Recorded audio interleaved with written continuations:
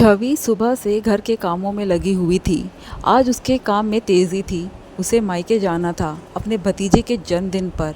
भाभी ने थोड़ा जल्दी बुलाया था उसे ताकि कुछ मदद हो जाए, इसलिए उसे जल्दी निकलना था तो जल्दी जल्दी काम करने में लगी हुई थी।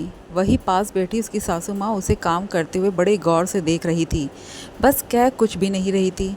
मदद तो उन्हें कुछ करनी नहीं थी। मदद के नाम पर वो सब्ज़ी साफ़ कर देती थी, जो उनके अनुसार सबसे बड़ा काम था।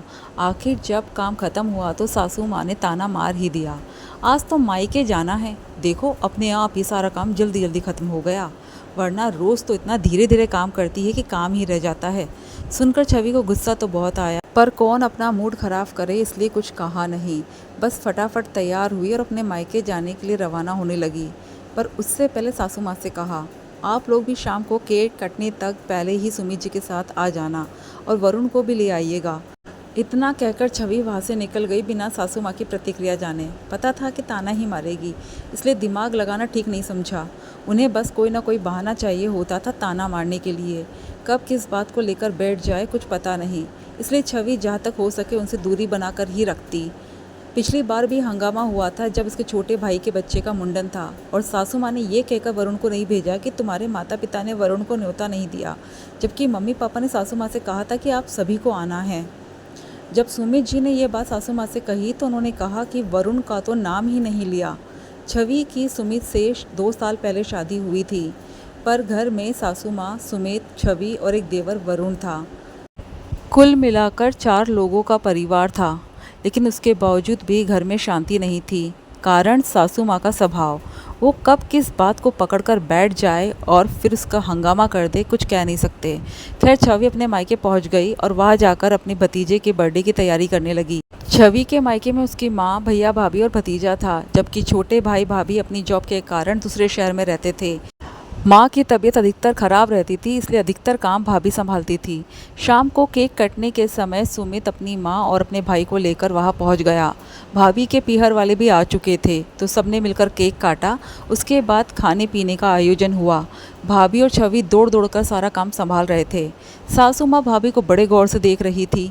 ये बात छवि ने भी नोटिस की, पर उन्होंने उस समय कुछ कहा नहीं।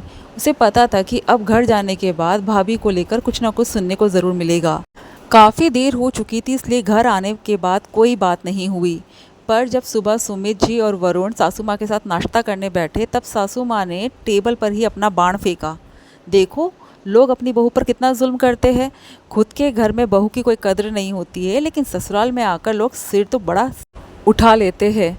अरे माँ, किसकी बात कर रही हो? कौन अपनी बहू पर जुल्म कर रहा है? सुमित ने कहा।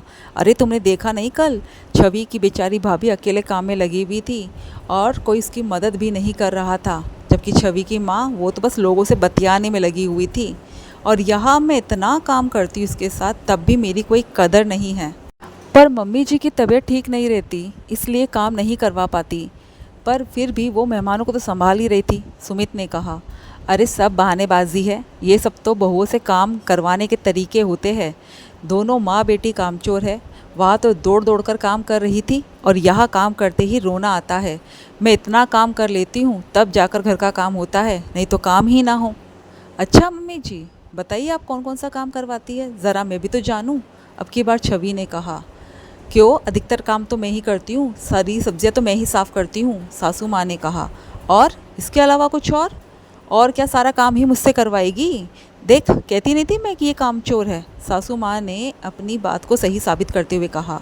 एक काम कीजिए मम्मी जी, अगर सब्जियां साफ़ करना अधिकतर काम होता है तो आज से सब्जियां मैं साफ़ कर दूंगी, बाकी के बचे हुए काम आप संभाल लेना। सब्जियां भी मैं ही काट दूंगी और हम लोग सब कटी हुई सब्जियां ही खा लेंगे, खाना बनाने की ज़रूरत नहीं पड़ेगी। और हम फिर कटी हुई सब्जियों को देखकर ही अपने आप आस पास और अपने घर को साफ़ सुथरा महसूस कर लेंगे। ये सुनकर तो सासू माँ सकते में आ गई। अब घर का सारा काम भी उन्हें करना पड़ जाएगा। अब बोलने को कुछ नहीं था तो अपनी जेब मिटाते हुए बोली, देख लिया कैसे ज़बान चला रही है, तुम्हारे होते मुझे इतनी सारी काम करने को कह रही है। अरे मम्मी जी, सारे काम करने को कहाँ कह रही हूँ, मैं तो छोटे मोटे काम करने को कह रही हूँ जो मैं करती हूँ, बाकी अधिकतर काम तो मैं करने को तैयार हूँ जो आप करती है। सुनकर सासू माँ ने दूसरी तरफ मुँह कर लिया। ये देखकर छवि ने कहा, मम्मी जी, माना कि मेरी माँ पहले जैसा काम नहीं करवा पाती, पर कम से कम वो चलते फिरते मेरी भाभी को ताने भी नहीं मारती। प्यार के 2 बोल ही काफ़ी है सासू माँ बहू से काम निकलवाने के लिए। ये भी एक हुनर होता है जो हर किसी के बस की बात नहीं। ऐसा कहकर छवि तो किचन में चली गई। उसके जाते सासू माँ ने कहा, देखा कैसे जवाब दे रही है तुम दोनों के सामने। हे भगवान, क्या किस्मत पाई है मैंने। दोनों बेटे यहाँ बैठे हैं लेकिन दोनों ने अपनी माँ के लिए कुछ नहीं कहा। क्या बोलेंगे माँ? यहाँ तो आप गलत हो। ताने मारने की जगह अगर प्यार से 2 बोल बोल लोगी तो कुछ बिगड़ जाएगा क्या? वैसे सुबह से शांति ही थी घर में। शुरुआत तो आपने ही की थी, वो भी तब जब घर के काम बहू कर रही है। अगर काम करते हुए इंसान को इतना परेशान करोगे तो पलटकर जवाब तो देगा ही ना। और हाँ माँ, हम आपकी गलती में आपके साथ नहीं है। भाभी तो फिर भी बर्दाश्त कर लेती है। अगर मेरी वाइफ के साथ ऐसा हो ना तो मैं तो कब का अलग हो जाऊँगा।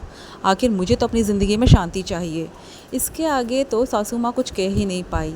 आखिर बेटे भी उनके पक्ष में नहीं बोल रहे थे और छोटा वाला तो अलग होने की बात कर रहा था।